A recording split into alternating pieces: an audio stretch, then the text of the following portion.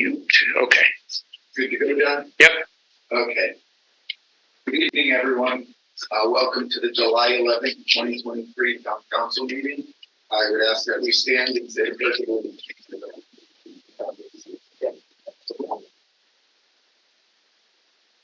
Allegiance to the flag of the United States of America, and to the republic for which it stands, one nation under God, indivisible, with liberty and justice for all.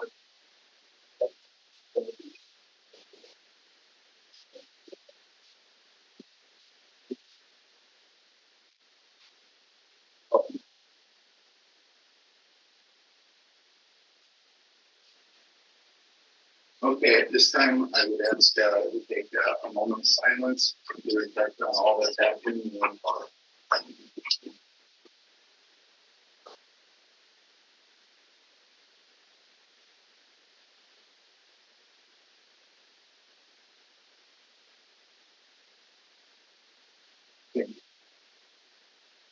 I have to announce that this meeting is being recorded by LCAT, and I have to ask if anyone in the audience is audio or video recording, and so please state your name and address for the record. We have a new guest, and I was very pleased to see in the newsletter that two of our department heads were featured as spotlight on this Meadow. And one of the department heads was Ryan Quimby, who is responsible for our IT department.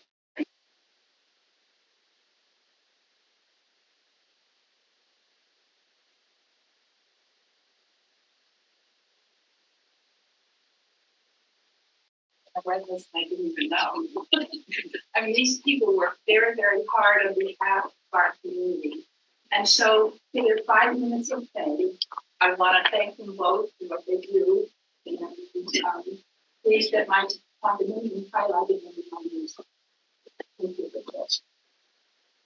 Now I know. John, I just wanted to say thank you. I read this and I didn't even know. I mean, these people work very, very hard on behalf of our community. And so, for their 5 minutes of fame, I want to thank them both for what they do. And pleased that my condominium highlighted them on these. Thank you for this. Now I know. John, I just wanted to say thank you.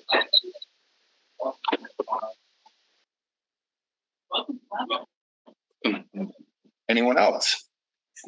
So I have a couple of council comments. The first was going to be to welcome John. As our newest town council member, I wanted to say welcome aboard.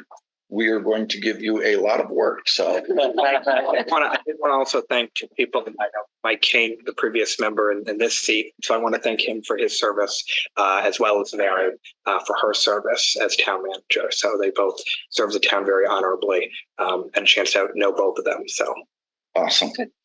So like I said, welcome aboard. The other thing I wanted to note was the 4th of July parade.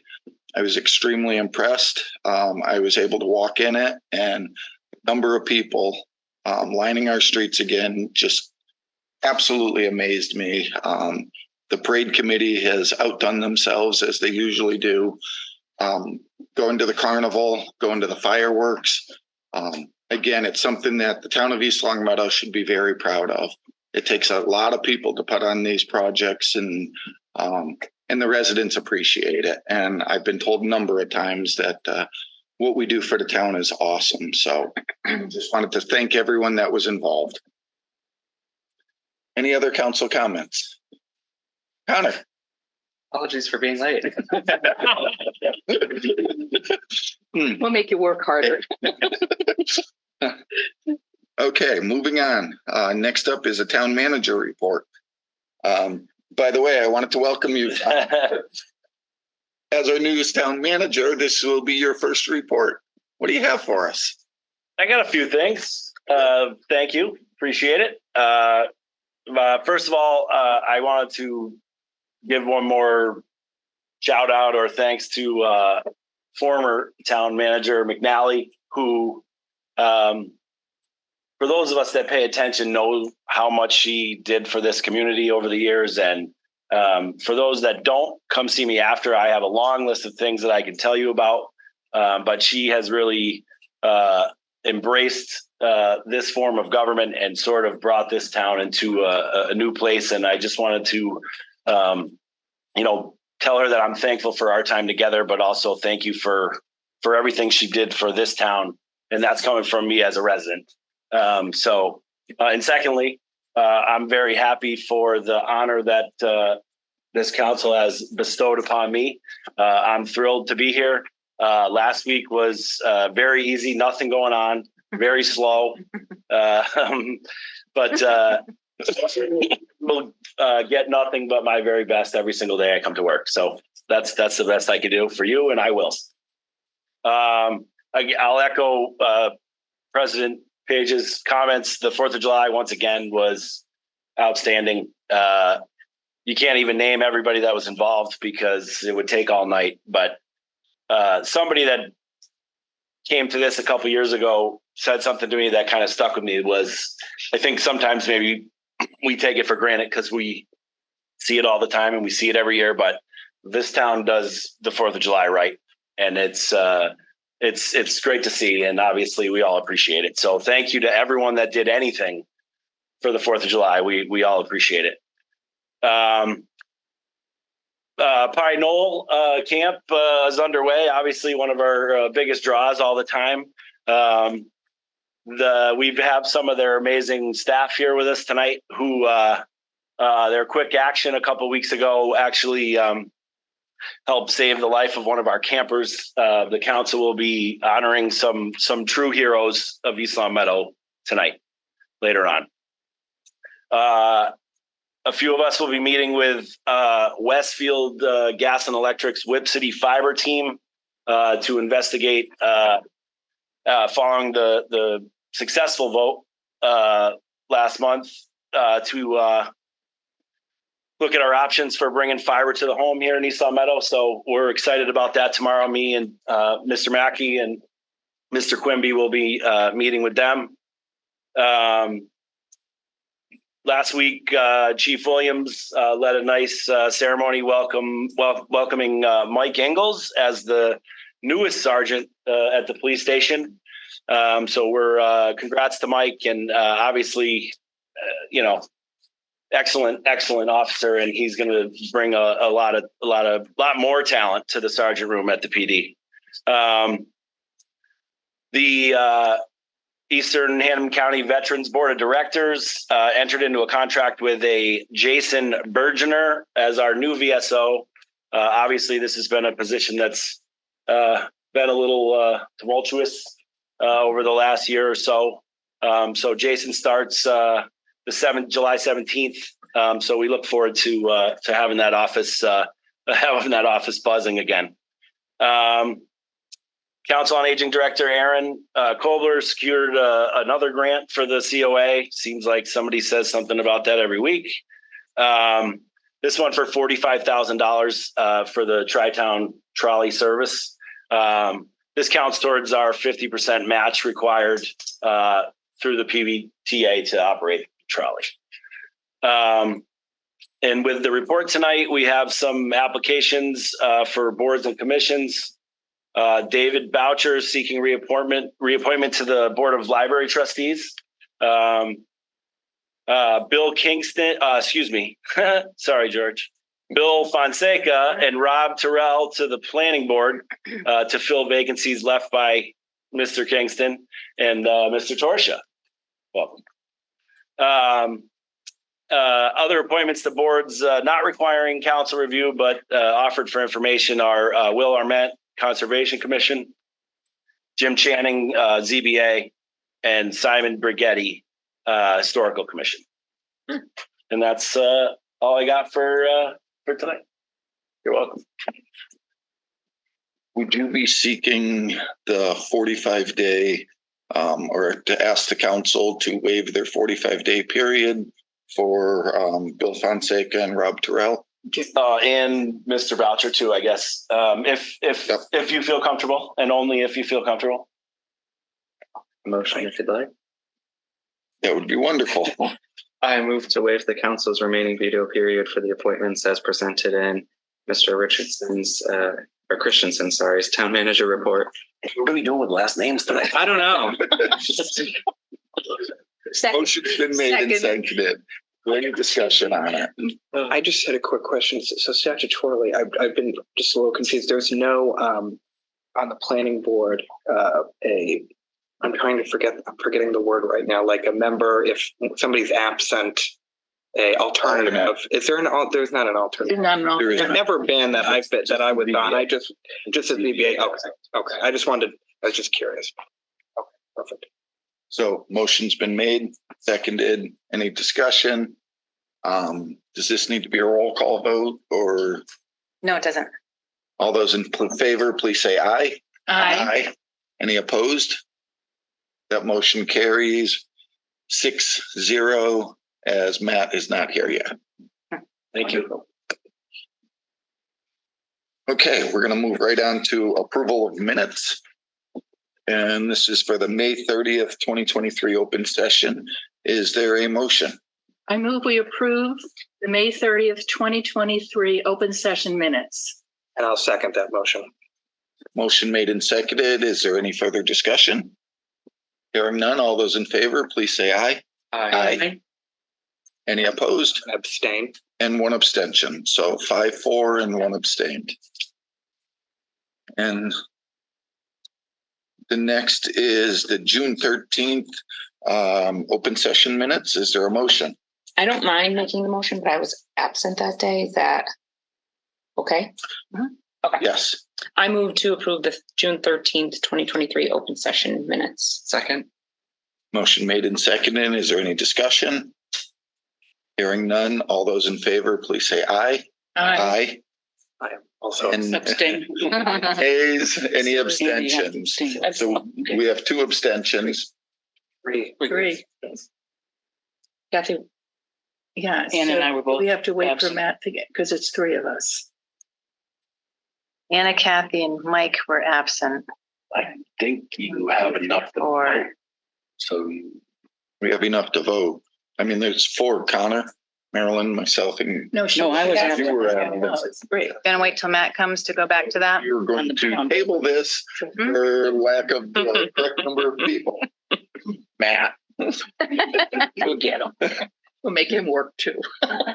And so is that going to be the same Yes. Yeah. executive sessions? Yep. We will just wait on that.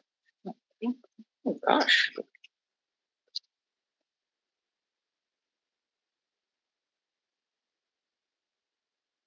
Okay, communications, correspondence, and announcements.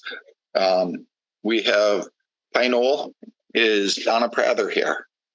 Donna, would you like to come forwards?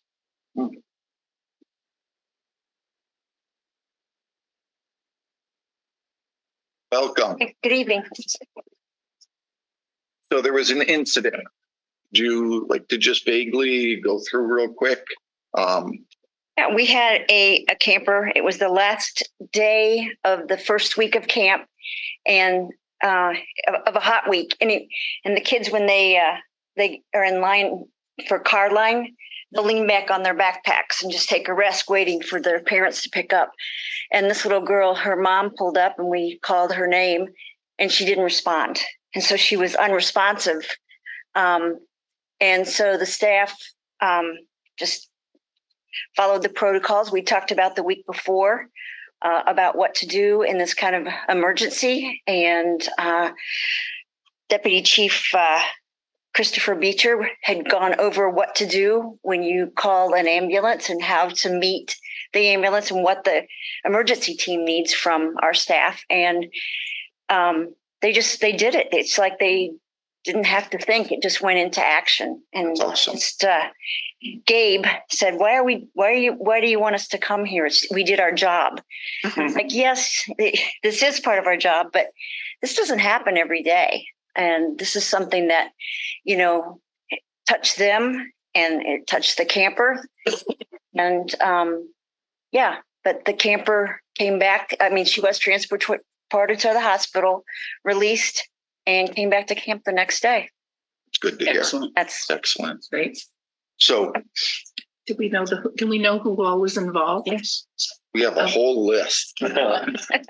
So what I'd like to do is ask the people from Pine Knoll to come forwards, and we have a proclamation that I'd like to read. That I'd like you to read. Thank you, Kathy. Kind of.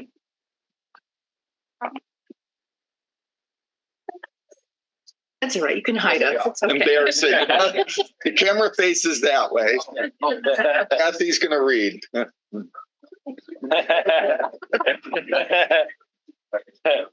the perfect setup. You're all on It gives camera. me That's great pleasure to make this citation this evening. The town of East Long Meadow hereby sends official recognition to the following staff at Pine Knoll Day Camp for their outstanding performance in the activation of the emergency medical protocol to care for an unconscious camper at the East Long Meadow Pine Knoll Day Camp on June the 20th, 2023. Michael Carlone, head lifeguard. Elizabeth Edwards, camp director. Caitlin Gibbings, assistant director. Lila Janot, counselor. Emily Harris, head lifeguard. Joseph Mara, head counselor. Avra Mayuski, head counselor. Kristen Sears, pool member and ER nurse. Gabrielle Tassinari, head counselor. Sierra Seca, aquatic, director, LGI, and Beckett Vigneault, caretaker. In testimony thereof, I have hereunto subscribed my name and caused the great seal of the town of East Long Meadow to be affixed on this 11th day of July, 2023. Ralph E. Page, President. Congratulations.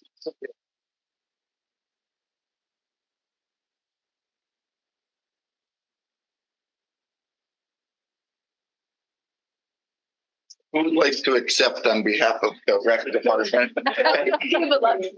Thank you. Thank you. Thank you Great so job. much, you're all. Great job. Congratulations, all. Thank Good job, guys. Excellent job. Congratulations. Good job. Thanks.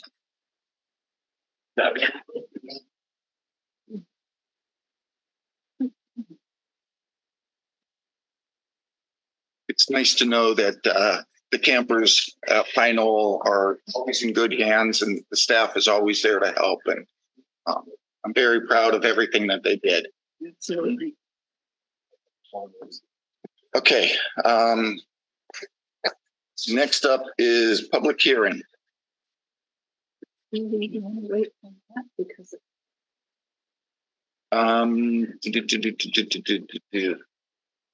That was my precise question. yes, I think we should wait. So I'd appreciate it. So, Let's move into. and we can't take the 6:30 because it's not 6:30 yet. Can't take this. Go to orders of the day. So, yes, Connor, there's a motion out of order. I move out of order to orders of the day, financial matters. Second? Oh, I'm sorry. Ready to do it. Motion made, seconded. Any discussion? Hearing none. All those in favor, please say aye. Aye. Okay, we're going to jump to number 9 then. Orders of the day. Under licensing matters, we have none. Under financial matters, we have approval of the FY23 year-end interdepartmental transfers as recommended by the town. Town manager, are you making a recommendation to move some monies? I am. All those recommendations.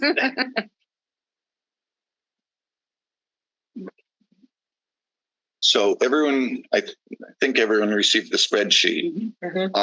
Did we have any specific questions with regards to any of the transfers?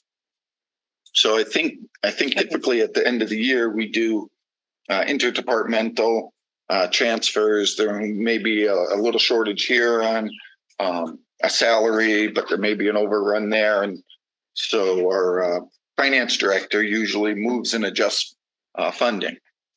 Correct me if I'm wrong, Tom, at any time. Absolutely not. You're killing it. So Kathy, you had thought, a question. If Mr. Christensen can answer this, unless Ms. Collins is on Zoom.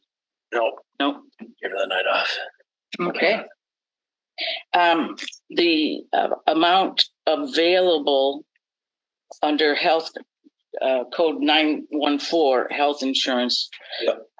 That to me is a significant amount left over at the end of a fiscal year, 1,180,000 and some odd change. That's pretty much that came up. The rest of it is sort of minuscule, but we actually turned back a similar amount last year and the year before. Okay. And obviously we can probably expect to do that again in 24 because we budgeted the same amount. So it appears what happened is at some point between 20 and 21, we had a big jump in the appropriation for health insurance. And my guess is because of a pandemic, we weren't sure what was going to happen. And then in subsequent years, instead of using the actual budget number just to move over to the next year, we used the allocated budget number, which sort of is why the number it's eerily similar how much money we've turned back in the last 3 years. So Kim's on it. That's something we'll certainly look at before fiscal 20. I'm just going to conjecture that that explanation makes sense to me. And now that Kim is on board and here for the beginning of a fiscal year, as she makes that analysis, if midway through the fiscal year she sees that it's over budgeted, can we make some adjustments at that point? My guess is we'll budget right. Okay. Because that number is basically kind of been on the same, it's like the 2% thing. And I think if we put the right number in there for 25, the 3 years before 20 were all perfect. It was like all within $100,000. So I think we know what the numbers are going to be and we can pretty much plan it out. So that will be fixed for 25. Perfect. Thank you. Yep. So if I remember correctly, on some of the insurances and all, we basically prepay the policy for the year to save any finance fees and stuff like that. So I'm assuming we've probably getting ready to do a lot of prepayments on a lot of things. Marilyn. I'm not sure about this one, Tom. We have the reserve fund transfer account number 132, and it looks like originally the amount was $112,000, and we are now down to $7,236. The $104,000 that we have allocated somewhere, were those items spent during, what do you point to? Winter snow and ice. Snow and ice? Mm-hmm.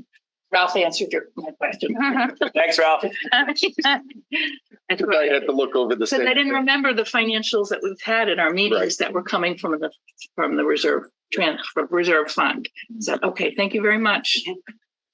So the vote tonight is actually to move money from it's to do the interdepartmental transfers, Exactly. of which one of them is to use the money in the reserve fund to pay the snow and ice budget. And if we remember correctly, the snow and ice budget is one of I think it's the only budget that we're allowed to run in the red. Right. Because obviously you never know what you're going to be getting. So the state does allow us to run that in the red. Did anyone see anything else? Any other? That was my kind of question, but I will tell you, it was a heck of a read. It took me a while to understand the format. But I mean, most of the figures that we're talking about, $650, a $2,000 transfer, $894. Most of them, with the exception of the insurance and the snow and ice, I don't want to call it minuscule, but very small. Dollars and cents. Yeah. So, is there a motion There is. to approve? I make a motion, we approve the FY23 year-end interdepartmental transfers as recommended by the town manager and presented in the schedule titled Town of East Long Meadow FY 2023 year-end interdepartmental transfers. I'm going to second that. Okay, motion made and seconded. For any further discussion with regards to the transfers? Hearing none, all those in favor, please say aye. Aye. Aye. Any opposed? Great. Thank you.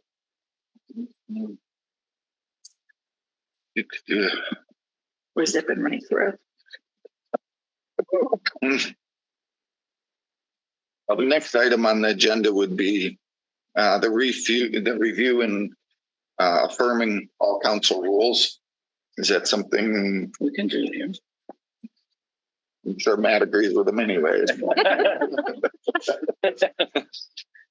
So under orders of the day, we are going to jump down to the new business, the town council to review and affirm, excuse me, all council rules and affirm and submit an attesting signature to the clerk of the council per Rule 15 of the council rules. So the first question is, does anyone have any thoughts on the rules and regulations or any adjustments or any changes? Connor. Thank you, Ralph. I just had two. The first one was under B, where it talks about like our format of the agenda, sequence in which we do things. I think just having seen how our meetings go, I think it would be worthwhile to move the section where we do the approval of minutes and potentially even the town manager report to after the public hearings item on the agenda. Because I feel like oftentimes we make when a lot of those things we could discuss, everybody isn't waiting around on the council. Okay, say that one again. So I'm in 5E, Right. order of business, and you're looking to readjust the lineup. Yeah, to move the approval of minutes and potentially the town manager report to after the public hearings. Although even where we say order of business under there, it doesn't even really line up with how the agendas actually have ended up being structured the past couple of years. Because usually between number 7 and 8, we often have public.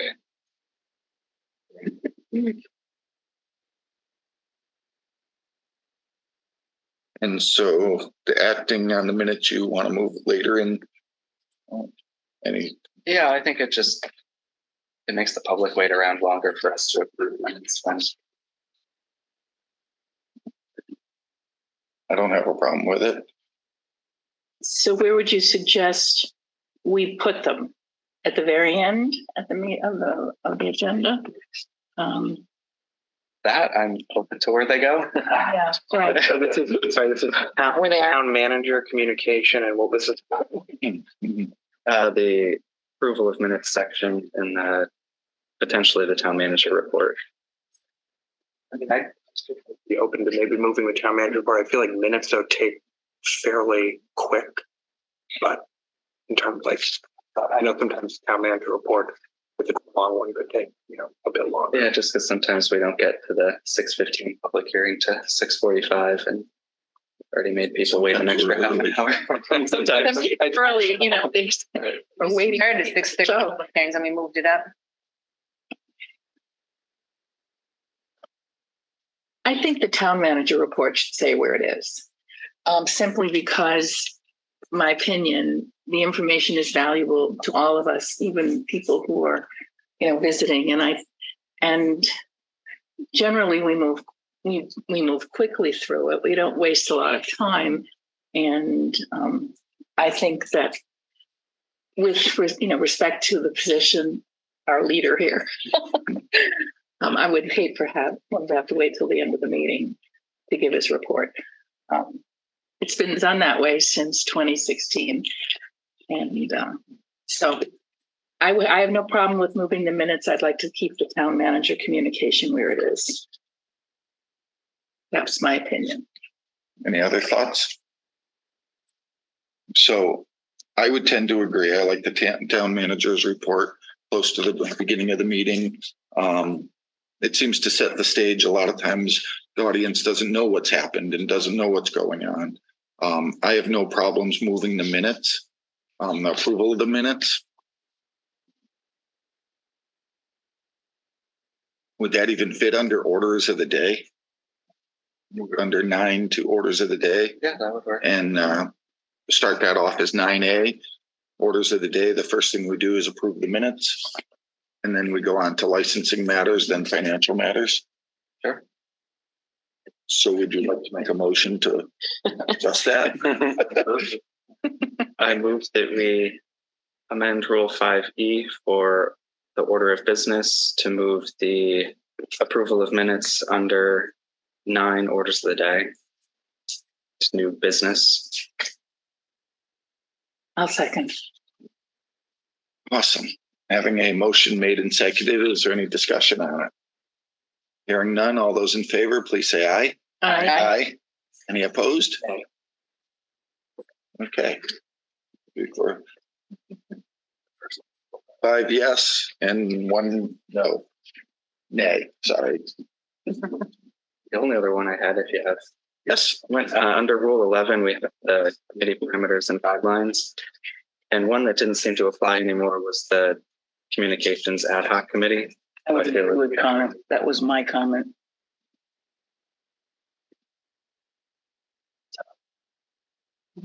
The Communication Ad Hoc Committee will be comprised of at least one counselor, the IT director, and up to 7 residents or members of the East Long Meadow business community with expertise in communication and social media environments. They will be responsible for reviewing social media and communication strategies in use by the town and for recommending methods and strategies that will enhance information outreach to the public. This was the one Don Anderson was He on. originally headed it up, yes. And I think one of the issues that they ran into is there was a lot of thoughts on how to develop and how to move it, but there was no funding. And without any money, you really can't do anything. And part of it was it contradicted itself too, where it said that it could have up to 7 members, but then our general council rules say that no subcommittee can have more than 5 members. Yes, it does. Yeah, it seemed like when I was looking, it hadn't met in quite some, I think, a good period of time too. Oh, it hasn't met for years. Yeah. I don't think it met more than the first 4 or 5 months. Whereas the other committees here meet, on a regular.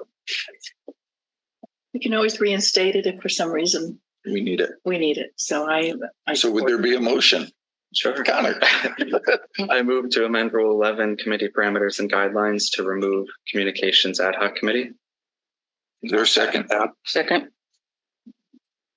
Motion made, seconded. Any further discussion? Hearing none, all those in favor, please say aye. Aye. Okay. That's it. What? I mean, I can come up with more if you want.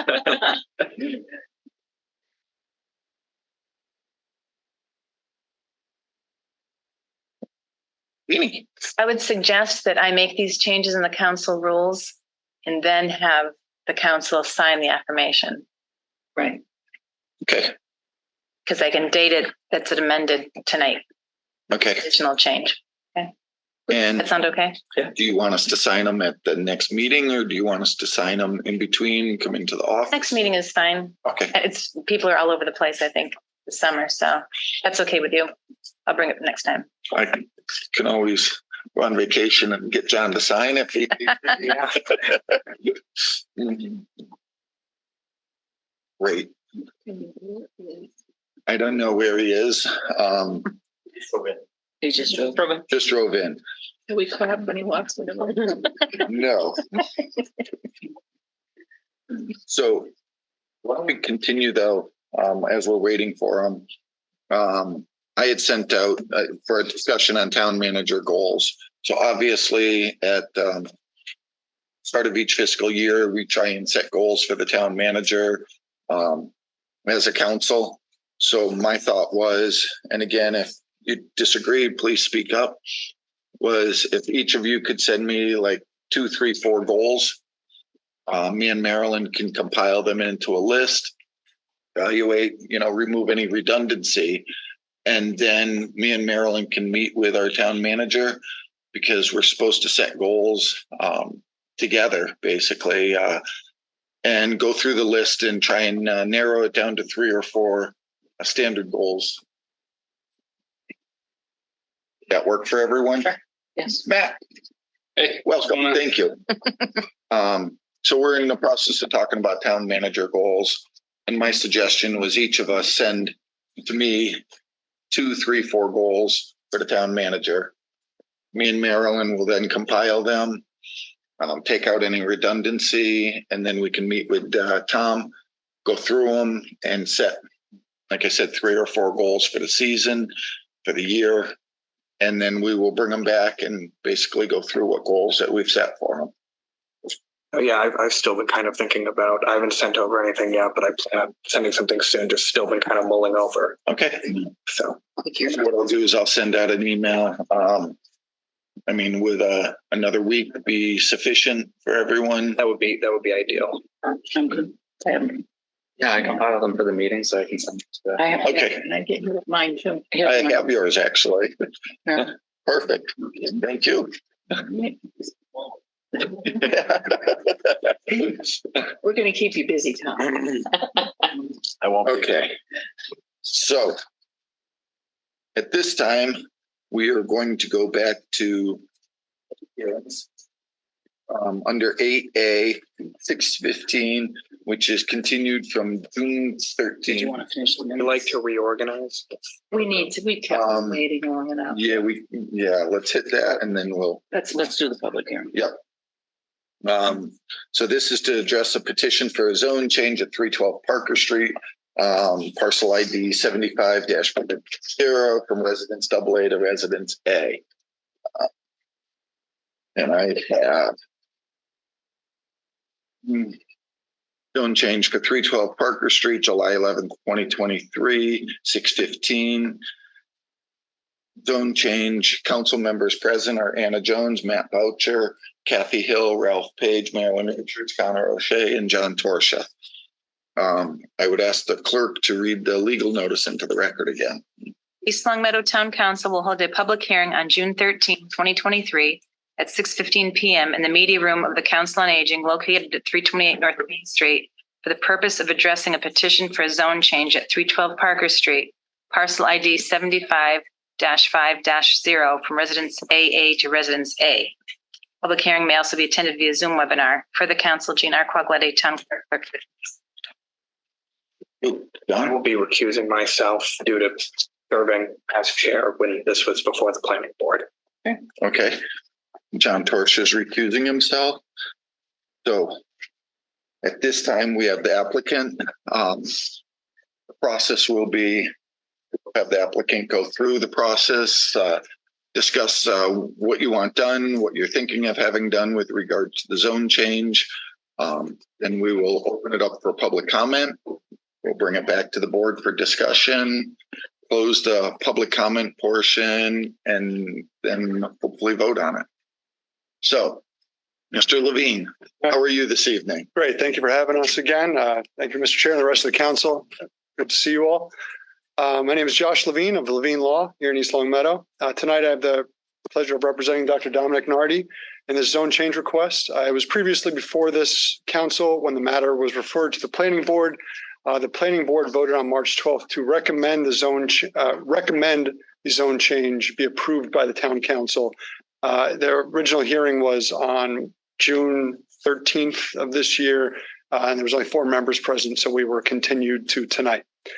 So for background, and as I explained in the petition letter, Dr. Nardi owns 2 properties on Parker Street. It's 312 and 322. His daughter and son-in-law own a house on Rollins Avenue, which is around the corner on Parker Street, and the back of that property abuts the rear of 312 Parker. Dr. Nardi, as the applicant, is asking the town to change the classification of 312 Parker from residence AA, where it is a pre-existing non-conforming lot, and I'll explain why shortly, to resident A, so that it can be altered through an approval not required plan. That's an A&R plan that would be approved by the planning board. The A&R plan would allow the frontage of 312 Parker to be altered and the lot to be brought into conformance with Residence A. And this all came about originally because Dr. Nardi approached me because he wanted to give some member or some portion of his land to his daughter who lives around the corner. That would be the land in the back of 312 Parker. And if you refer to the letter that was sent back in December of last year, if you look at Exhibit A, which is a plot plan, you can see that 312 Parker is oddly shaped. It's the lot that is on Parker Street. It's 90 feet of frontage and it back about 600 feet. So you get a long, skinny run straight back from the street. And as is with that oddly shaped lot, it's not ideal to utilize. It's a lot of space that is, it's difficult to use if you are the owner of 312. So Dr. Nardi we discussed some permutations of a plan on what he could do to give that land to his family member. But the one which we arrived at, which I think has the most flexibility for Dr. Nardi and future owners, and I think benefits the town, is what we're requesting here is a zone change with a subsequent A&R plan. So as I mentioned, 312 is currently in Residence AA, and that zone requires 175 feet of frontage and 40,000 square feet area. And it's pre-existing non-conforming because it only has 90 feet of frontage, but it has more than enough square footage. This petition is to change the property to Residence A, which requires less, 140 feet of frontage and 25,000 square feet of area. So this petition would be the first step. And since Dr. Nardi also owns 322 Parker, just to the north, as you can see on Exhibit A, and that property is currently rented out,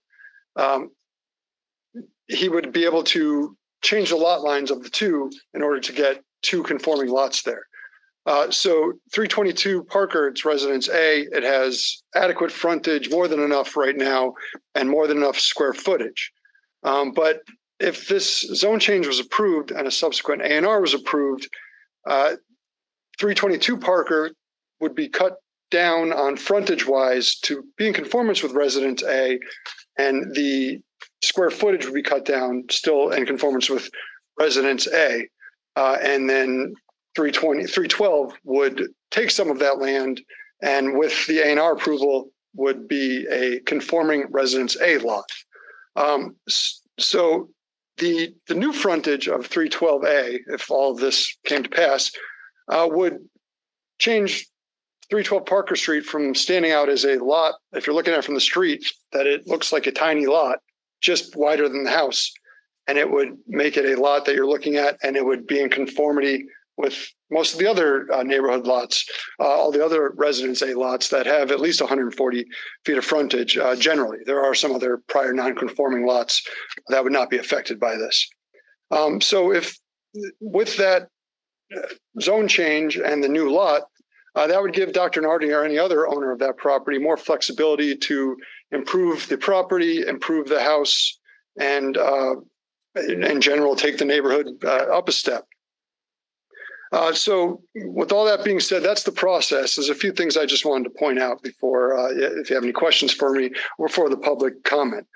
Residence AA and A have the same permissible uses, so there would be nothing gained from that. You can't do anything different in Residence A as you could in Residence AA. Bailey Mitchell at the planning board hearing confirmed that based on his knowledge of the zoning bylaws.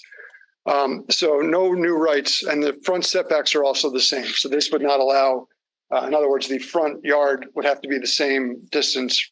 I'm sorry, the house would have to be the same distance from the street. That could not change, would not change because of this zone change. Second, and this is on Exhibit B, you can see that this is the zoning map right now. This is 312, this is 322. It already goes right between the lines. So changing this border, the zoning border would just move down the lot line, I'm sorry, the zoning line, just down one lot. So this would not be a house in the middle of a zone, a different zone that would stand out. This is just moving the line just a little bit. And as Mr. Kingston said in the planning board hearing, the zones the lines were laid out many years ago, back when the sewers hadn't been run to all of town. And the zoning lines were based on where the sewers stopped in town. So there's no current reason for the distinction. So as I mentioned earlier, if you're looking from the street, this would really bring into conformity. One of the purposes of a zoning bylaw is to make neighborhoods look the same, have neighborhoods so one house doesn't stand out. This is taking a step towards having this one property not have a tiny frontage and stand out from the neighbors. And finally, this is a unique circumstance. I know that something that came up with the planning board, does this set precedents? One, no. A zoning change does not set precedents. Giving a zone change to one resident doesn't mean anyone else has to get it.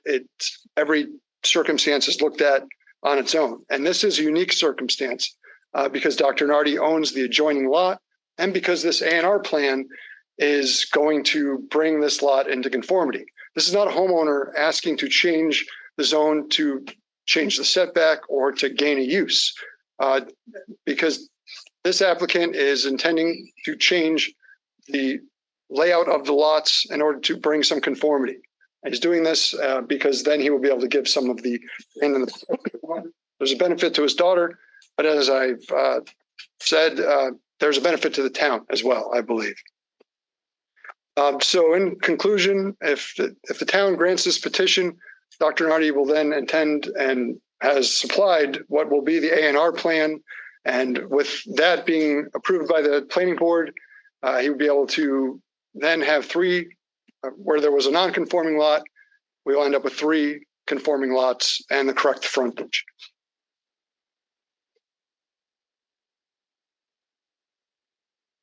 So I'm going to start with a quick question.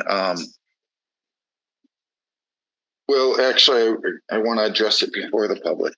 Can most of this be done without a zone change? I mean, I'm looking at map. It may not be able to bring, what is it? Conformity.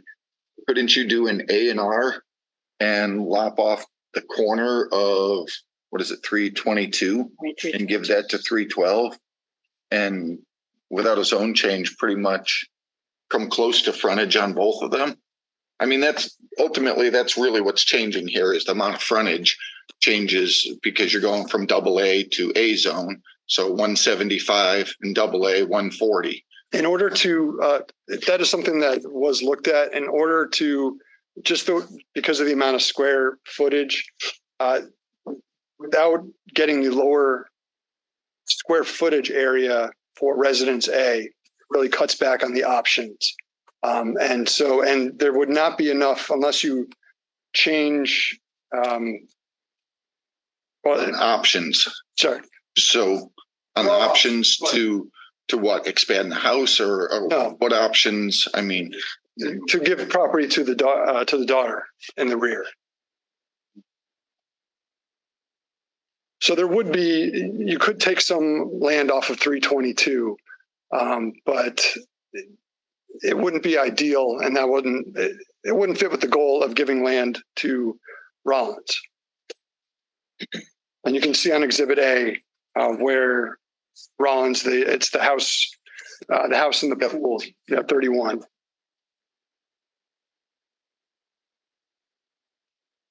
So I guess, I mean, my question is, if you did the A&R, why couldn't you still lop off the back? It would still. You wouldn't be able to. You could lop off 14,000. Yeah. You could lop off 14,000, but most of that would be behind 41 Rollins. Okay. Okay. At this time, I'm going to open it up to the public for any comments before it continues. Is there anyone here from the public that would like to address this issue? Yes. Bill to me is selected. Name. Oh, I'm sorry. We have to start with your name, please. Rita Bennett. I live at 306 Parker Street. And to me, this is selective that what you're doing, if this is allowed. When you bought the house, he knew the size of the lot. He found every tree and explained to me everything that he wanted to do back there and how it was going to be really nice. And now all of a sudden it's, let's change the zoning and give property to my daughter in the back. Well, I live next door. Yes, I do have an acre. He has an acre and a quarter. The lines were made a long time ago. My house is so close on most sides that no matter what I want to do with it, I can't. I'm only 35 and under double A, it's a lot different than under A. So I have a garage that's like 5 feet off the line. My house is barely the 35 feet from the side. And if we're going to change the zoning, then it should include 306. Because that ends that 300, most of his side yard is on Rollins, which is all double A. So I'm stuck there with a non-conforming lot. Doesn't seem to matter, but it just doesn't seem, there's more to what's going on with that property than meets the eye. Thank you. Is there anyone else in the public that would like to speak? Yeah, please come forwards and state your name and address for the record. Mark Persino. So, Mark, I'm sorry, I didn't catch your last name. Persino. Okay, thank you. And address, sorry. 322 Parker Street. I'm a renter. Okay. 322 Parker. So when Dr. Nardi bought the land, there were trees and trash and pieces of metal and just all kinds of stuff in the woods. The trees were rotted. He actually cleaned out the trash. He made it look a lot better than what it is. There was a serious water problem. He's got most of that under control, helping out the rest of the neighbors. A lot of the water would leach onto the properties. So far, he's doing the right thing by everybody, by trying to do the right thing by all of the other neighbors. I think what he wants to do is a good idea. I think, right now in the backyard, it's just kind of a field. It would be nice to see some trees planted back there and, have it usable.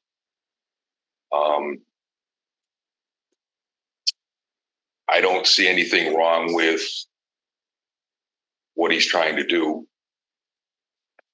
Okay. Everything that he's done so far has actually been a help.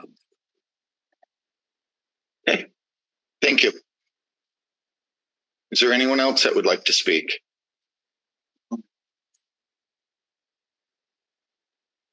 Seeing no one, I'm going to bring this back to the board. Is there anyone on the council that has questions?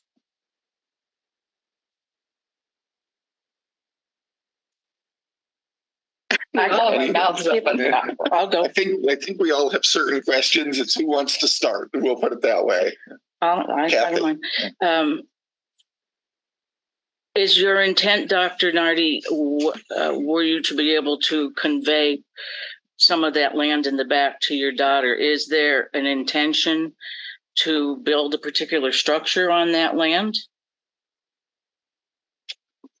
Well, I can answer, and Dr. Nardi can tell me if that's incorrect. So you can see on Exhibit D, I should have mentioned earlier, that is A&R plan. That would be intended what will be the new lot lines, if that was, if this came to pass. So on the land to be conveyed to 31 Rollins, as far as I know, there's no plans to build any structures right now.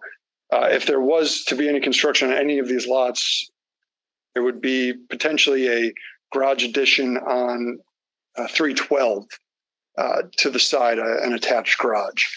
But as far as the intention now is not to build on 31 Rollins. Am I correct?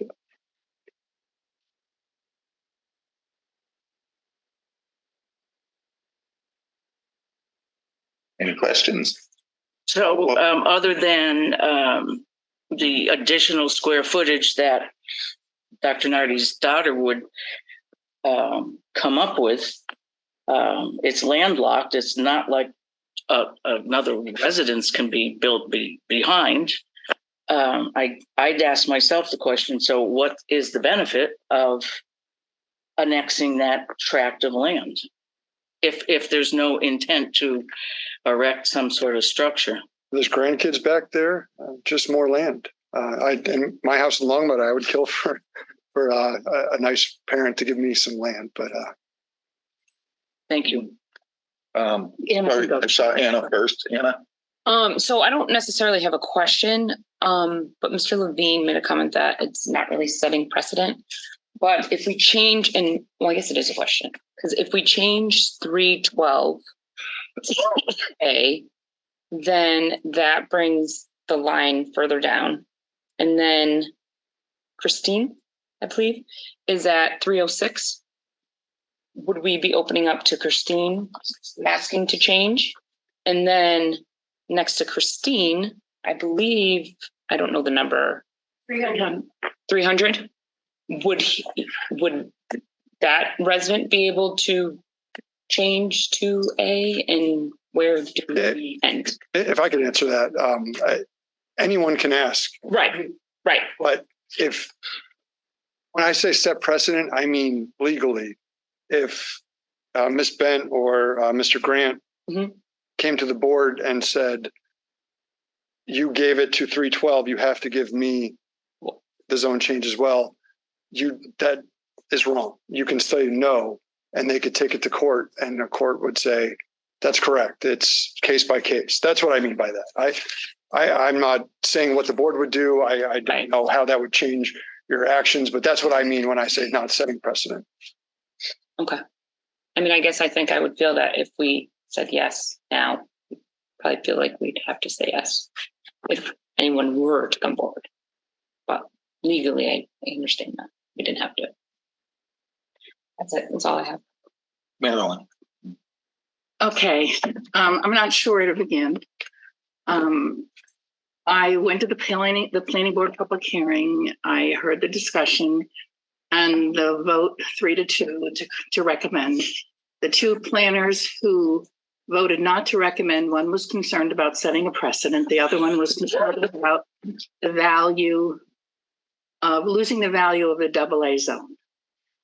During the planning board hearing, we heard that the AA zone was obsolete. And I personally found that curious.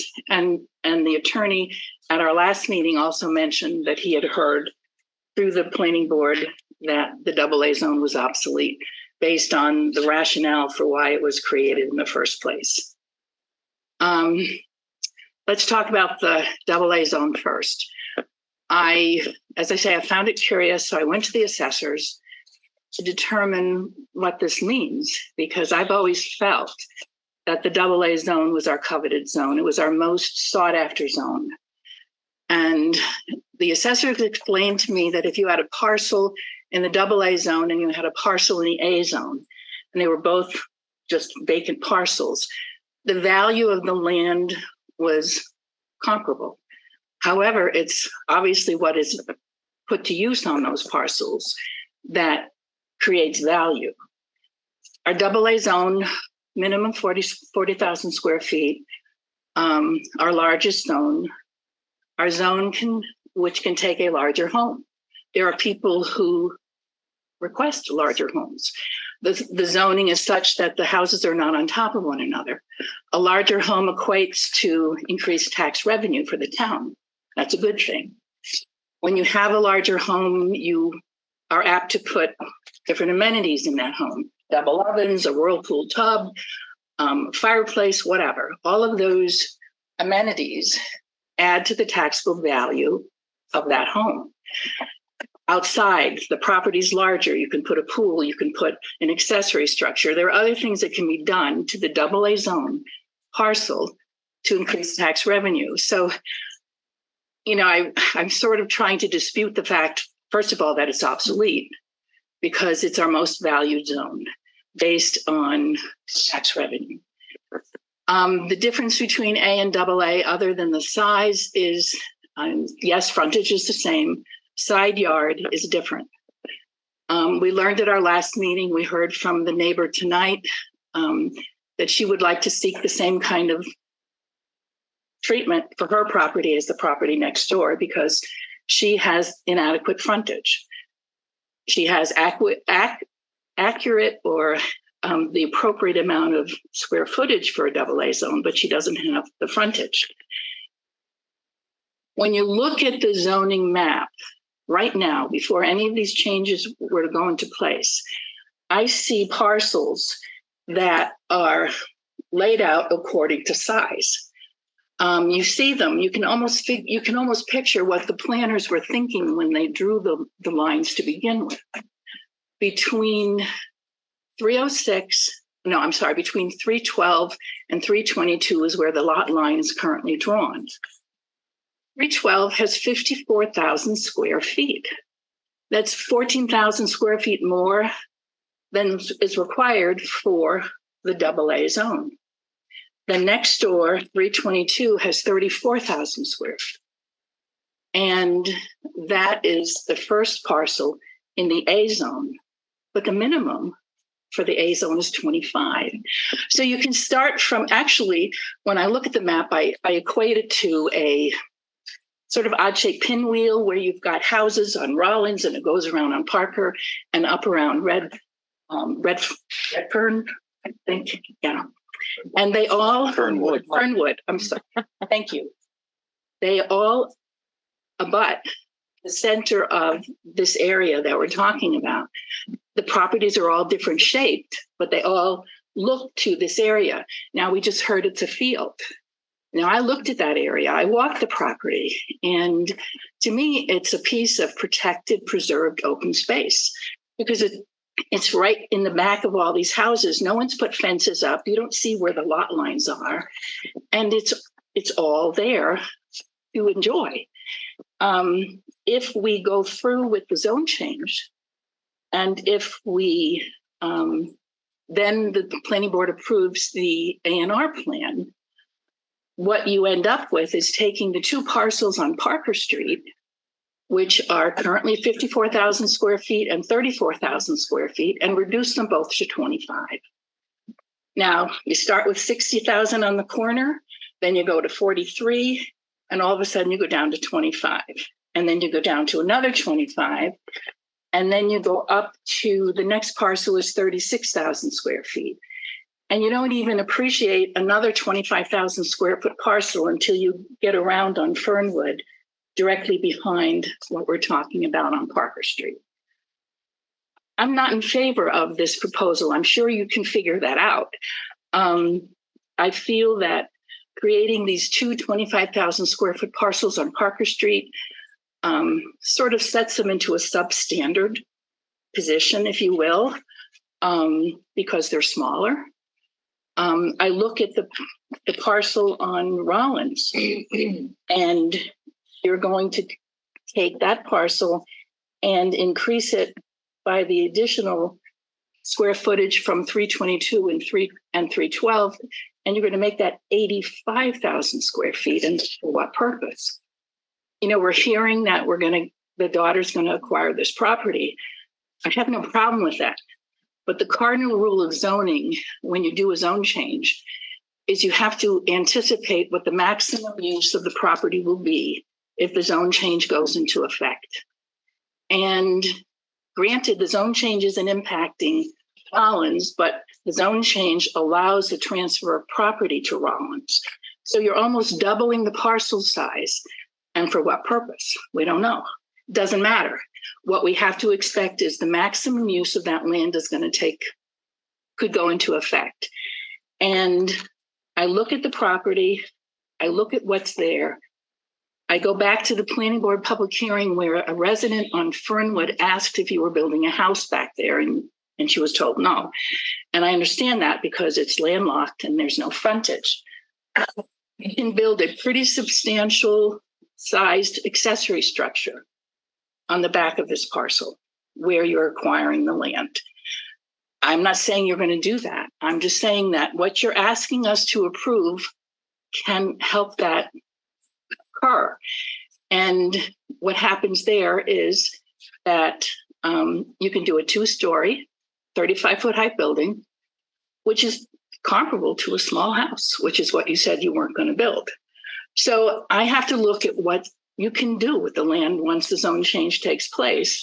I don't believe this is in the best interest of the quality of life of all the people that live around the field that we just heard about. I've seen that field. It's landlocked, it's open space, it's preserved. And you don't even see where the property lines run into one another. You see chicken coops, you see a couple of sheds, you see backyards, and what the people see is the open space. I believe that zone changes are done for significant hardship, and I don't believe this is one of them. I'm sorry, Josh. I just, this is how we've socialized throughout the years of planning and zone changes that happen very infrequently in our town. So. We address that? All of it? Before you address, I just wanted to know if another counselor had anything, and that way there you could address everything at the same time. Was there any other thoughts or comments at this time, or do we want to hear from the applicant? I mean, we can hear from the applicant if you'd like, but I just have comments, no questions. Comments, no questions. Go. Okay.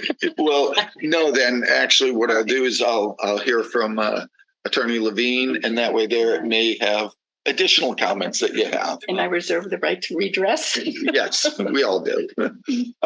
Attorney Levine, please. Clarify one thing.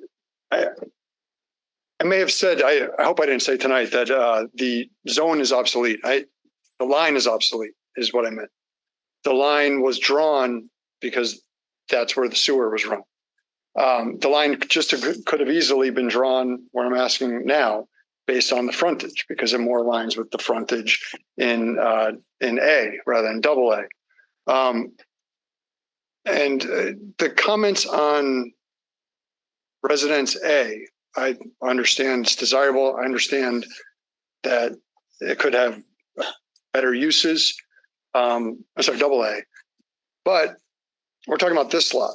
This lot, as is, could not be that massive home with all of the expensive accessories that are going to drive up property value, because it's such an oddly shaped lot. It doesn't have the room right now to expand, and the only way to really expand it would be to go back and put on an accessory structure, which you could absolutely do right now. So that zone change is not going to affect anyone's right to put an accessory structure on there, because that could be done no matter what zone it is, based on where the land is. And I'm not saying it's going to be, but I just wanted to clarify that does not affect the right. The other thing I wanted to just mention, Dr. Nardi, the goal the whole time has been to give some land to his daughter. There are other ways to do that, and we'll just leave a more oddly shaped lot. And I'm not trying to insinuate anything, but that may be what happens. And I think that this is Exhibit D shows, I think, a better situation for the town than some of the other inelegant solutions. Dr. Nardi would like to speak if that's okay. I just wanted to address your comment, because I couldn't agree with you more in terms of what I would want to see behind my daughter's house. In fact, this whole thing started when my daughter bought the house and we looked out her back window, and I said, Christina, if whoever owns the property back there sells it, you should think about purchasing it so that no one builds a structure back there that you wouldn't want to be looking at. Property came up for sale and I bought it for that reason. My ideas, my thoughts evolved over the years. So I bought it pre-COVID, and a lot of things have changed personally, but my major goal has not changed. It was quite an eyesore. I think you heard Mark refer to it. Not only were the trees mostly dead, but it was basically a garbage heap back there that I had to clear out. And I did that again to beautify it for my daughter and for the neighbors. And my intent has never changed. That's my primary goal in annexing property, is not to build an unsightly structure, but to make sure it doesn't get built. So I just wanted to share that because I agree with everything you've said. And I'd like to comment if I may. Please. Okay, thank you. First of all those things are admirable, and I appreciate the fact that you're improving your property. I'm sure all the other neighbors appreciated it as well. I mean, those things can happen without a zone change. You can, I'm not sure, based on where the two houses are currently located on Parker Street, where you might be able to, through an A&R, as was discussed initially between Kathy and Ralph, you might be able to move your property line without a zone change to add to the frontage of 312. It may not be all of it, but you can move a lot line and make it less non-conforming than it is right now. So I mean, there are things that can be done. I'm just concerned about the maximum impact of a zone change and what that might mean with respect to future issues where others might see fit. I had a conversation with a builder yesterday, said that he personally was not in favor of this. However, if it went through, he would be the first one to push the envelope if he had a parcel where he could get a zone change and squeeze in another lot, another building lot. So, you know, I'm hearing stuff like this, establishing a precedent. For me, it's real. It can happen. You know, maybe, you know, you can call it legal or not, but people anticipate that they can, you know, if we've done it for 312, we can do it for 306, or perhaps the corner lot, which is 60,000 square feet, might want to subdivide and put two houses on the lot. I don't know. I don't know where people think. I don't know what they can do. I just know that the cardinal rule of zoning, aside from the maximum impact of what can occur if the zone takes place, we also do zone changes that benefit the greater good of the community and not an individual. And we've learned that over the years. So that's my comment. Thank you. So Attorney Levine, I'm looking at the map currently, 312, other than the frontage, no, the side yard requirements and all are met, correct?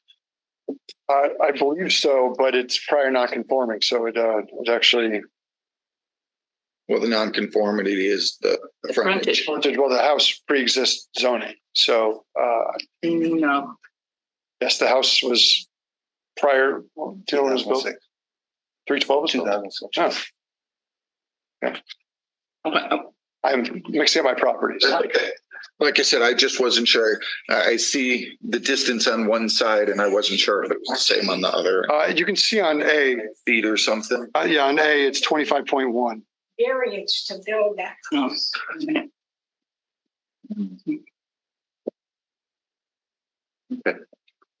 Connor, you had comments. I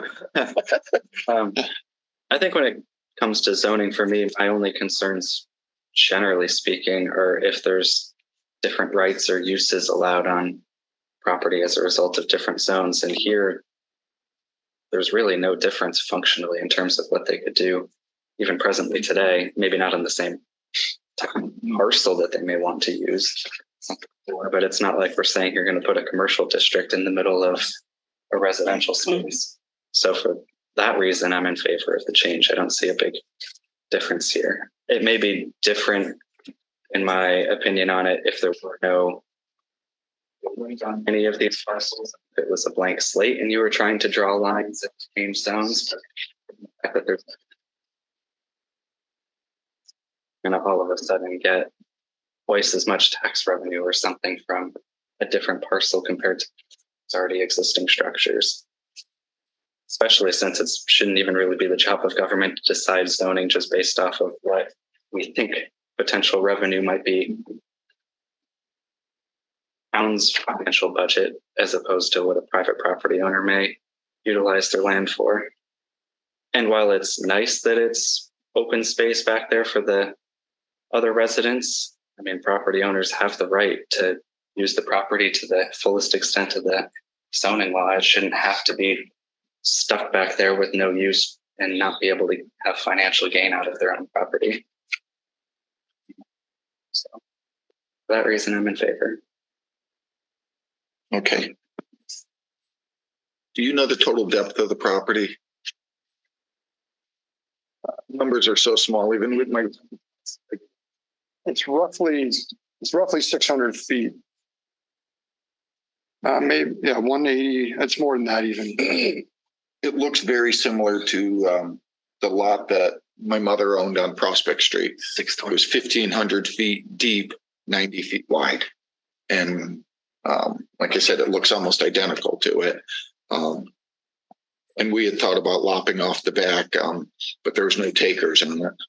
No one was interested in a parcel that was landlocked, where at least in this case, it could go to the daughter. Questions? Any additional questions? Matt, any thoughts? I guess I'm getting the impression this probably isn't going to pass today, irrespective of how I vote. I'm getting the impression. So what are we looking at? I mean, you mentioned inelegant solutions going forward. What's for me, I'm kind of get the impression you're going to be next steps if this doesn't pass. So I'm sort of curious what's planned and sort of if I'd rather see this happen or, because that makes sense. I'm clearly not a surveyor. Yeah. But I think I don't know exactly how it would work, but a 10-foot strip at the back of what is conveyed to Rollins to give access to back here, but and that's the minimum you have to keep to. So I don't know how much exactly this would be and if it would line up exactly with Rollins, but that would be the idea. That's all you would do?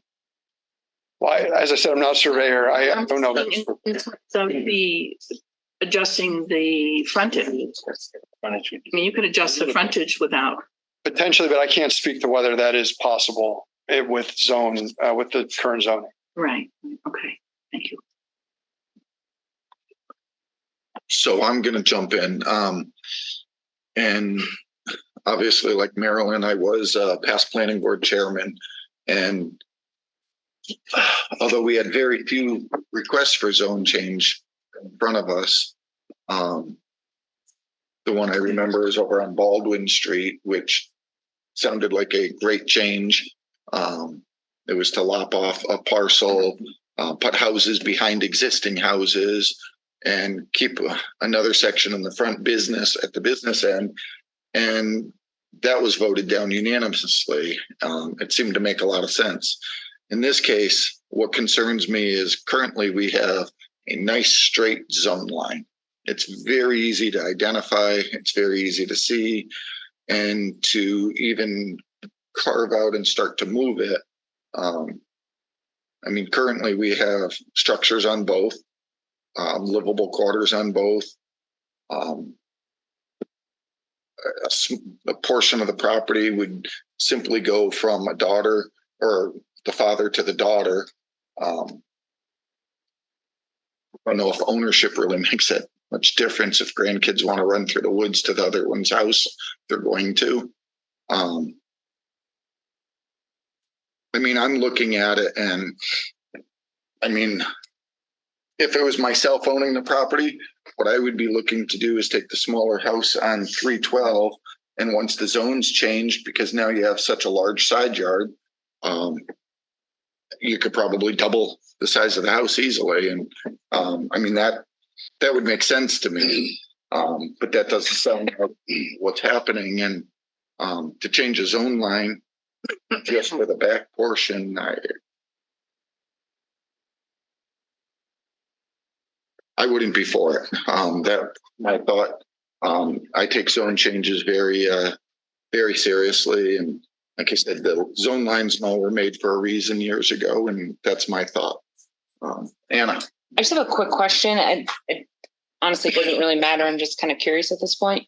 So, Mr. Nardi, you own 312, 322, and your daughter owns Rollins. You're going to do the zone change because I'm assuming you're probably going to end up selling those other two properties, right? Because why else would it matter? Well, for perpetuity. Yeah, it's a good question. The 312 is a little up in the air. Okay. I have another daughter who's a physical therapist and her husband at Cape Cod. who are thinking of moving back to the area. Okay. They may take the 312. Okay. And if they do, one of the questions they'd ask is, can they put an attached garage to the house? And that's again where annexing the property and giving you the frontage would allow them to improve the structure of the house that's there. Right now it's landlocked. So this is kind of a little bit of a dominoes effect in terms of what, may happen. And that's why I can't give you completely straightforward answers, because I don't know for sure that my daughter's moving back. Okay. Just to address the last two, what's stopping the grandkids? Right now, nothing, but. And again, I not to cut you off. I said it didn't matter. I was just curious. Yeah, Sorry. Good answer. Yeah. It's for perpetuity. Of course. No question. You could give easements, you could give licenses. It's much cleaner to do it this way. Got it. Okay. Any other questions, comments from the council? So I'm just going to ask, we brought it back to the council, but the public hearing is still open. I didn't notice if anyone came in from the public, if anyone had any comments on it before we close the public input portion. Okay, seeing none, I'll bring it back to the board for the board's wishes. I'd like to close the public hearing, the public portion of the hearing. We would be closing the public hearing. Yeah, actually, we would be closing the public hearing before we voted. Right. I move to close the public hearing. I'll second it. Motion made and seconded. Any further discussion? Hearing none, all those in favor, please say aye. Aye. Any opposed? And there's one abstention. Mr. Torsia.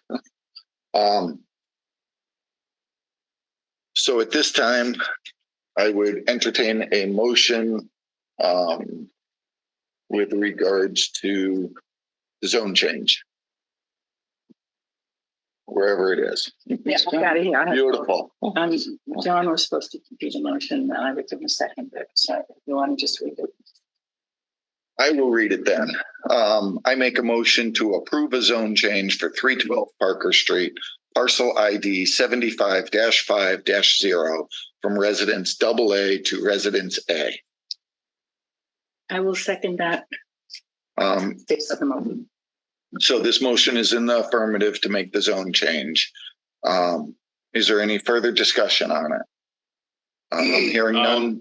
Actually, so I'm kind of in the air in terms of how I feel about this, but we've talked a lot about precedent, which I do have concerns about precedent being set in terms of how the council is going to act going forwards when zone changes are presented to us if we pass this.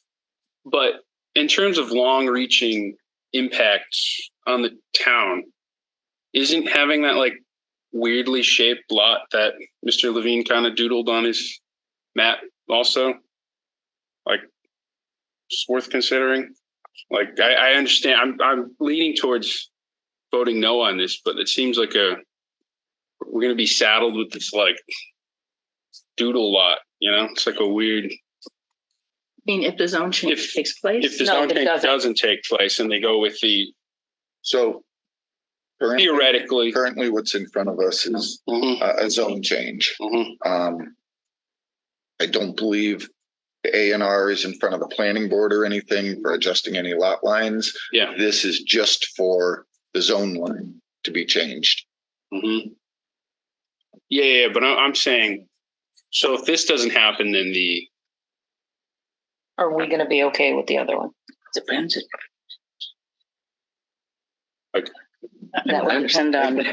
Again, it would depend on what they bring forward, but again, that yeah, but doesn't come to my the council, that goes to the planning board. Yeah, but it's certainly something you'd want to and an A&R consider in the back of your head. Like I understand you're kind of implying I should be making this decision without considering the alternatives. But if this doesn't pass, that's what's going to happen. We're going to end up with potentially, theoretically, that weird lot. Right? Further discussion, Marilyn. Ralph, I'm not, trying to be difficult, but his mother's for my own Prospect understanding. Street looked that Yeah. way. There are a number of lots like that off of Summers Road. Mhm. They're very long. Now, I don't know if they're 90 feet frontage, but we have an assortment of parcels throughout town. If you look at the zoning map, you can see them. Yeah. It's not the exception to the rule. Mhm. It's the exception to, potential plans, I would guess, going forward for the use of the property. But that was the situation when the property was purchased. So what you're saying is currently right now, it's a long, narrow lot. No, I'm It may saying be broken. it may be and broken up adjusted. so that the property on Might be. the daughter's property, which Rollins. the Rollins property will be expanded and you'll have that little goofy 10-foot strip and then it chunks out again. And that's kind of looking at the map, right? If we're talking about clean lines and zones, we're going to have this it looks like kindergartner cut it up. I agree. And so in, I don't know, 40 years or 50 years, when they're looking at the zoning, talking about, they, thought about the zones, what's that going to look like? Is this in terms of long-term discussion? I understand if it passes, I understand there will be a larger structure, accessory structure put on, the Rollins property, which we could, flip coins, but, dice, but I don't know. So I'm in the air. It's my thought process on it. You better get out of the hair quick. Yeah. Because the vote's coming pretty quick here. Yeah. Okay, is there any further discussion? So there is a motion on the floor to approve. It has been seconded. We've had further discussion. So I am going to call a roll call vote. I will start with Anna. I'm a no. Matt. Yes. Kathy. No. I am a no. Marilyn. No. Connor. Yes. And one abstention. So I didn't add those up, but 4-2. Not 2-4. Yeah. Oh, sorry. 2 in the affirmative, 4 in the not affirmative. Thank you.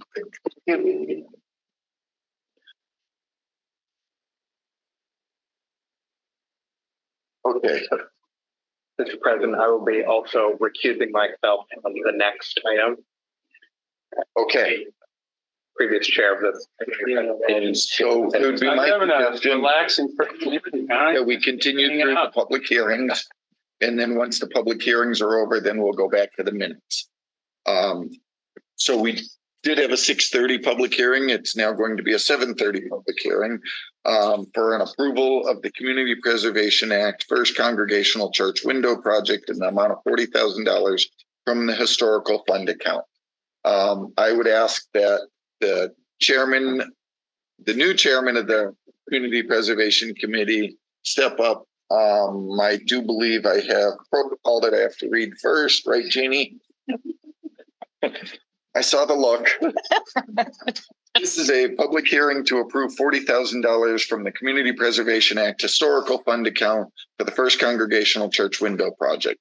Council members present are Anna Jones, Matt Boucher, Kathy Hill, Ralph Page, Marilyn Richards, Connor O'Shea, and John Torsha is present, but will abstain from this vote. I would ask the clerk to now read the legal notice into the record. The East Long Meadow Town Council will hold a public hearing on July 11, 2023 at 6:30 p.m. in the media room on the Council on Aging located at 328 North Main Street to address a Community Preservation Act application for the First Congregational Church Window Project. Information relating to this application is available for review by the public, the town clerk's office, and on the town's website. The public hearing may also be attended via Zoom webinar. For the council, Jean Arquaglietti, Town Clerk, Clerk of Council. So I would like to state at this time, we will be opening the public hearing. I'm going to ask Tony to just give a very brief overview. I have asked for our town attorney to give a legal opinion. Our town attorney, unfortunately, is on vacation until the 14th, I believe. And so I could not get the full legal opinion that I was seeking by tonight's meeting. So we are not going to take any public input with regards to this until we get the legal opinion to know if we can even go forwards or not. With that, Tony, can you just give us a quick overview of what the project was? They came forward to us. They want to replace windows in the old part of the church. 6 large and 3 small, front and the side that faces Summers Road. At the very beginning, I thought we were going to a few issues. It's not because I know it's listed on the Mass Historical Register, but there are no restrictions. Okay. I'm against vinyl replacement windows, especially in an old building like this. We're talking about a church being built in 1827. I recommended restoration. And right now, that's where we are right now. I don't want to say any more until the attorney comes. So that's the issue. The applicant, I made him aware of it. He's going to go along with whatever we suggest. Okay? So this was approved by the CPC to come forwards to us, and that's why we're holding the public hearing. So at this time, I would open the public hearing only to set a date for continuance. I would think by our next meeting, I should be able to receive attorney's response. And that August 8th. is August 8th. So I would entertain a motion to continue this public hearing to the August 8th meeting at 6:15. Yes. At 6:15. Mm-hmm. So is there someone that would like to make that motion? I move to continue the public hearing to August 8th at 6:15. Is there a second? Second. Thank you. Any further discussion on that? Hearing none. Roll call vote. Anna? Yes. Matt? Yes. Kathy? Yes. I'm a yes. Marilyn? Yes. Connor? Yes. Abstained. So this hearing is being continued to August 8th at 6:15. By that time, we should have the attorney's legal opinion on it. It's a pretty complicated issue, as you know. So I really want it in black and white before we go any further. That's why I would prefer second meeting in September. That would give us both more time than needed, but that way we can have a meeting in August. Hopefully he'll come back with the estimates that he's working on and take it from there. I think 2 months would be sufficient time for right now. We're going to hopefully get the attorney's opinion. All right. August, and then, all right. Well, and if we need to continue it for another meeting based on the applicant and stuff, then all right. we'll, he may come back and say it's not even something that we can do. I don't know what he's going to say. So that's why we have an attorney. Yep. Tony, thank you. Yep. Where? I know. President, I will be recusing item. Making me cough. Sorry. Mr. Torsia, thank you for joining us tonight. Okay. So our next public hearing, that's church. Zone change. I have so many papers here. I have been moving it around too. Okay, this is historical document preservation. This is a public hearing to approve $1,250 from the Community Preservation Act Historical Fund account for the Historical Documents Preservation Project. Council members present are Anna Jones, Matt Poucher, Kathy Hill, Ralph Page, Marilyn Richards, Connor O'Shea, and John Torch is abstaining. The Community Preservation, the clerk now read the legal notice. Thank you. The East Long Meadow Town Council will hold a public hearing on July 11, 2023 at 6:45 p.m. in the media room of the Council on Aging located at 328 North Main Street to address a Community Preservation Act application for the Historical Documents Preservation Project. Information relating to this application is available for review by the public in the town clerk's office and on the town's website. The public hearing may also be attended via Zoom webinar. For the council, Jean Arquagletti, town clerk, clerk of the council. Okay, the way this is going to work is I am going to have the chairman of the CPC explain the project. I will open it up to the public for any public input. I will bring it back to the council for any comments. we'll close the public hearing and then hopefully vote on it. Straightforward. I'm assuming the archival protection that George is looking for is in the history room in our library. There's a wealth of knowledge there. Apparently, the boxes that are there now are not archival approved. And what George is doing is great.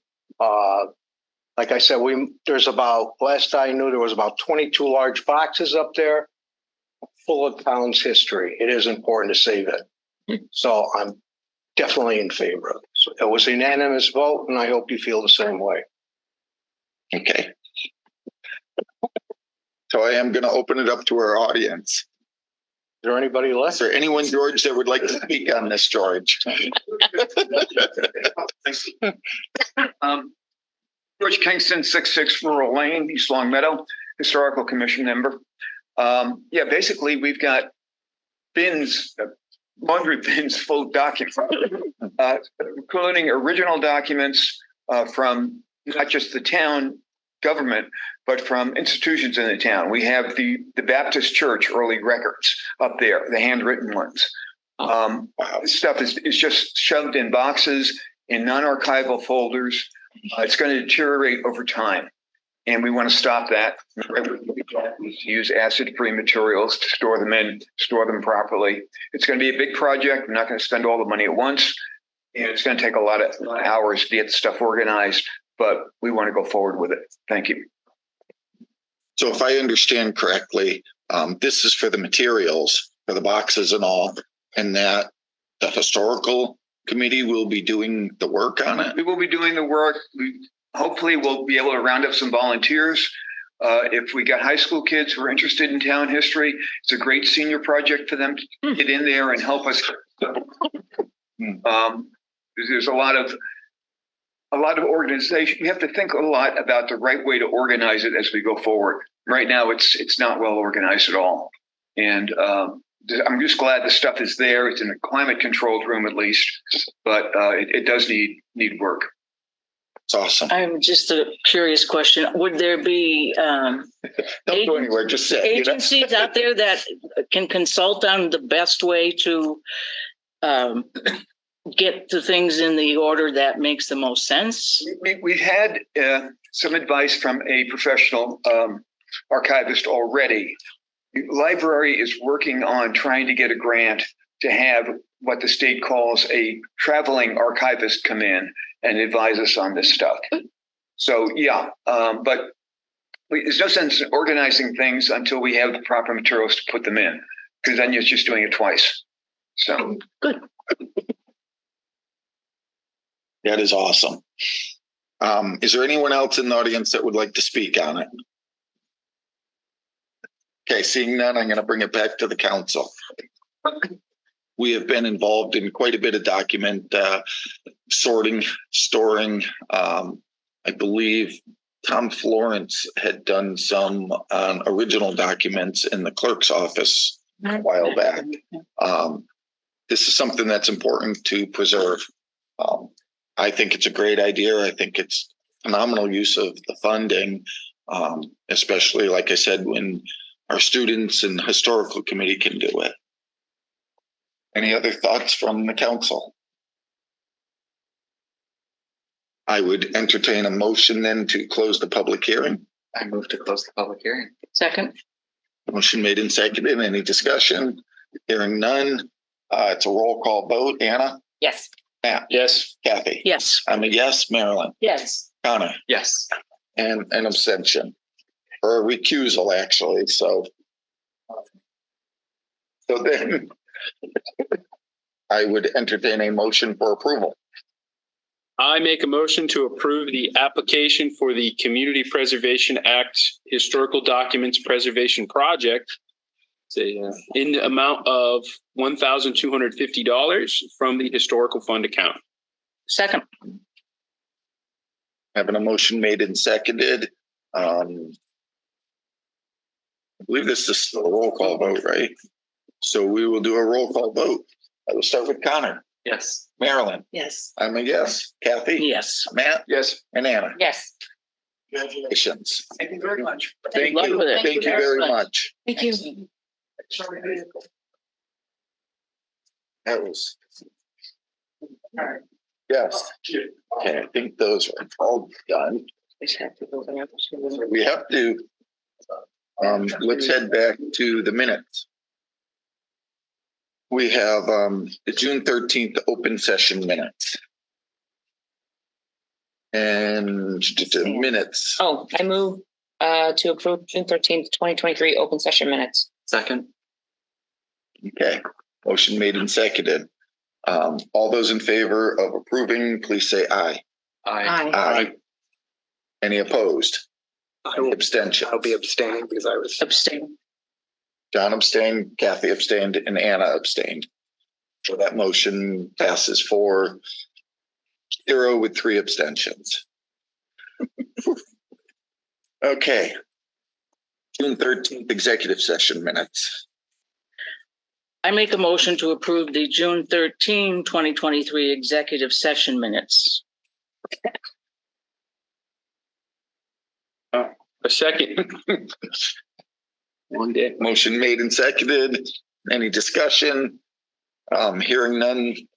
All those in favor, please say aye. Aye. Aye. Any opposed? And any abstentions? I'll be abstaining. Abstain. Abstain. Don, Kathy, and Anna abstain, and the rest vote for. Okay.